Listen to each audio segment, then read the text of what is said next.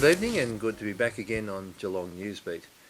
I suppose for most of us, as we comb through our daily newspapers or watch the news services, there are so many difficult stories of houses burning and violence on the streets and whatever. We could be tempted to think, well, that's the way our world is. And sure, we've probably got to take a few more defensive measures for our own personal safety and the security of our property than maybe was the case 10 or 20 years ago. At the same time, there's a lot of really good stories that are around.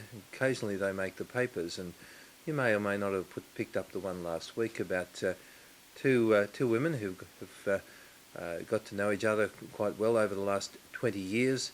They're good friends. They've both got families. One lives in England and the other is in Australia.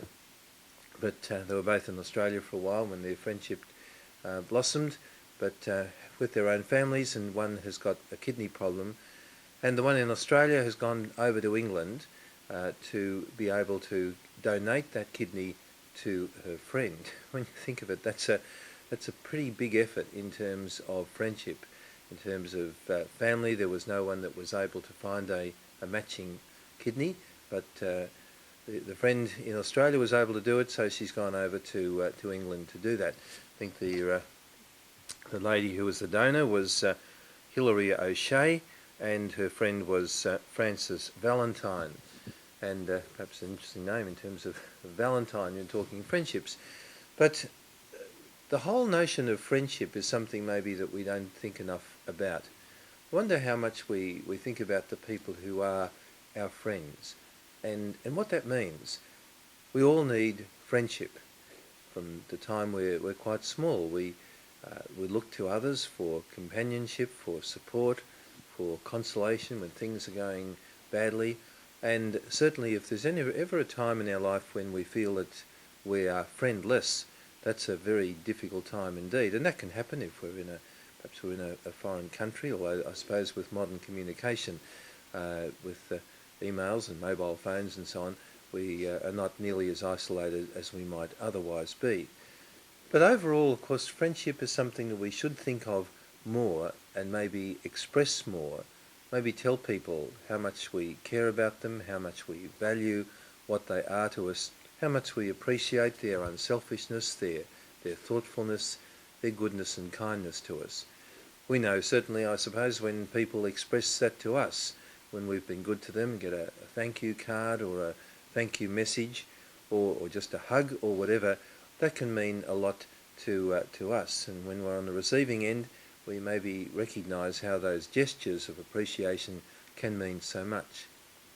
Perhaps tonight as you're watching this, you might give some thought as to say, well, who are my friends? And I hope that you can not necessarily run out a long list, but a good list. A list of maybe even if it's only 3 or 4 people that you can say, these are people who are my friends. These are people I can rely on. These are people who look after me as I indeed try and look after them. Friendship is something which perhaps may have expressions in a fairly dramatic way, like the gift of a kidney to a friend. That was something pretty exceptional. But it can also be just the small acts of kindness of driving someone, shifting a timetable, changing a commitment, a small gift to mark a particular anniversary or something like that. Any number of different things which says what we are to one another. Friends are really important to us, and we should let our friends know how much we appreciate them, and maybe in doing that the friendships can be deepened even more. So maybe on this week on Geelong Newsbeat, let's think about that. Who are our friends? Who are our mates? Who are the people who we rely on?